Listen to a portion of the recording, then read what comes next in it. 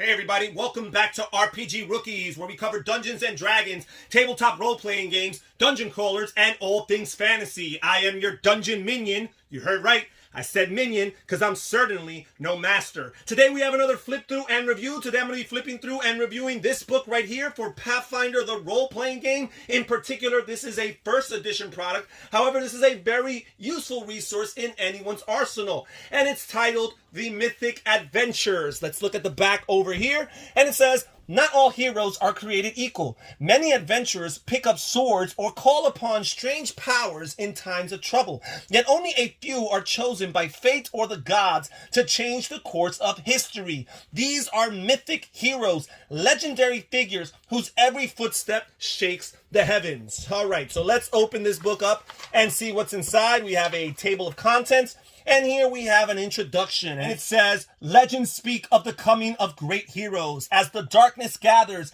and the forces of the underworld rise to swallow the land of the living, a few brave souls will hear the call to greatness. Their deeds will become the stories of our time, and their victories will be celebrated for centuries to come.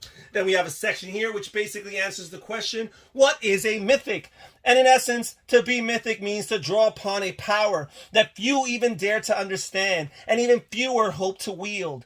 Here we talk about what makes a mythic adventure different. In a world of might and sorcery with dragons and elves, what does it mean to be mythic? Being mythic means possessing a degree of might unusual even in a fantasy world. So here it explains how to navigate through this book. It gives you a brief synopsis of all the different chapters, a glossary of terms, and we move straight into chapter 1, Mythic Heroes. Why can't the dead ever stay dead around us? Valeros swung his longsword, decapitating the foremost skeleton, yet that only served to make room for the next two in line. And here it talks about creating a mythic character. Unlike normal characters, those with mythic power have greater ties to the world around them and a greater place in legend. Talks about here about mythic ascension. The moment a character gains her first mythic tier is called the moment of ascension. Talks about selecting a path, gives you different options for mythic paths such as Archmage, Champion here, Guardian, Hierophant, Marshal, Trickster. Some base mythic abilities.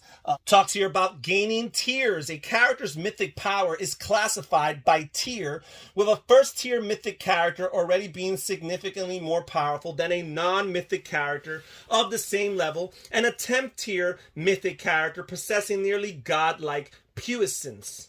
Then we go into all the different potential mythic paths, starting with the Archmage here. For most practitioners of the arcane arts, learning magic requires a great deal of study and practice. Even for those who draw magic from their blood, the effort can be taxing. Not so for the Archmage. And here we have the different tiers that the Archmage goes through, some features, first tier path abilities. Here we have some third tier path abilities. Here we have Archmage path abilities that open up at 6th tier. Then we move on to the champion. It says, the champion is the pinnacle of skill at arms and armor. No ordinary fighter could hope to match the skill with a blade, a bow, or an axe that surges within a mythic champion. Here we have a table for the different tiers of the champion, their first tier champion path abilities, as well as their third tier path abilities, and of course their 6th tier path abilities. Then we move on to the Guardian here. Not all mythic characters seek glory and fame for themselves. Some take a more humble route, watching over those dear to them or the lands they call home. Guardians seek connection with those around them, even the beasts, and draw their power from the trust of such bonds. So here's a table for the different tiers of the Guardian, some first tier Guardian path abilities, as well as some third tier Guardian path abilities, and some 6th tier Guardian path abilities. Then we move on here to the Hierophant. It says those who draw upon a god's power find themselves becoming closer to the divine. Some aspire to become immortal servants of their gods, and others reach for apotheosis itself. A Hierophant could be either of these, channeling divine power directly or indirectly, whether from a deity, the spirit of nature, or the power of life itself, and eventually becoming more like a patron of divine power than a mere devotee. Here's a table for the Hierophant's path features on different tiers. Here we have their first tier path abilities. Here we have their third tier path abilities and sixth tier path abilities. Then we move on to the Marshal. It says some are destined not only to achieve personal greatness, but also to inspire armies, rally the fallen, and bring the most out of those who follow them. The Marshal is such a leader, renowned for his vision, courage, and strategic acumen. Here's a table for the different path features across the different tiers. Their first tier Marshal path abilities, their third tier Marshal path abilities, and their sixth tier Marshal path abilities. Then here we have the Trickster. Seen only when they choose to be seen, Tricksters manipulate kings and peasants alike, usually without anyone sensing their influence. Characters who rely upon their skills and wit find themselves drawn to the Trickster's path. The mythic power of these heroes allows them to perform tasks that most would consider impossible. Again, the table for the Trickster path features across the different tiers. Their first tier path abilities, their third tier path abilities, and their sixth tier path abilities. Then we have here some universal path abilities. In addition to the abilities granted to specific paths, mythic characters can select from the following path abilities when reaching a new mythic tiers. These path abilities apply to all mythic characters. So this is a common pool of different path abilities across different tiers that all mythic heroes can use. Here we move on to chapter 2, which is Mythic Feats. Here it talks about different types of feats, descriptions of the different feats. We have things like Accursed Hex, Acrobatic, Alertness, Alignment, Channel, Arcane Blast, Arcane Shield, Arcane Strike. Here is a table showing all the different feats, their prerequisites, and their corresponding benefits. And there's a lot of them there. Okay, so we keep on moving through lists of different feats here, found in alphabetical order. And then we move on to chapter 3, which is about mythic spells. The great blue dragon dipped one wing and spun in the air, swinging back around for another pass. All right, so here we have a bunch of spells, a spells list here. We have the Alchemist Mythic Formulae and the Anti-Paladin Mythic spells and the Bard Mythic spells and the Cleric Mythic spells. We have the Druid Mythic spells, the Inquisitor Mythic spells, the Magus Mythic spells, the Paladin Mythic spells, the Ranger Mythic spells, the Sorcerer's Mythic spells, the Summoner Mythic spells, the Witch Mythic spells. Then here we have mythic spell descriptions, and it goes into detail in alphabetical order, each of the different spells and their specifics. And there's a ton of mythic spells here in this section. A ton of them. Okay. Then we move on to chapter 4, which says, running a mythic game. It says here, a tree, Harsk's head shook in disbelief. Who builds their temple in a blasted tree? I love the artwork here. This is a gorgeous image, in my opinion. Here it talks about making a mythic atmosphere. For a game to feel mythic, it must evoke wonder and awe in the GM and the players. It represents a power shrouded in mystery and beyond the reach of mortals. When characters encounter the mythic, they should feel as though they've just received a glimpse into an unseen world, promising so much more if they're bold enough to explore its wonders and face its dangers. And here it talks about mythic story structure. And it kind of breaks down that structure. We start with contact and then awakening.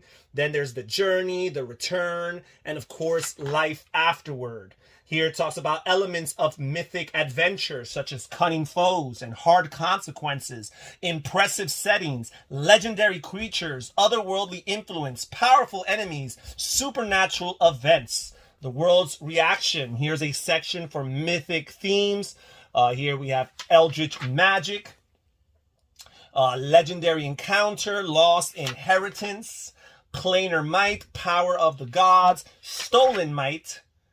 Here's a section for designing encounters, rewarding mythical characters, mythic trials. Here's some tables for experience point awards and treasure.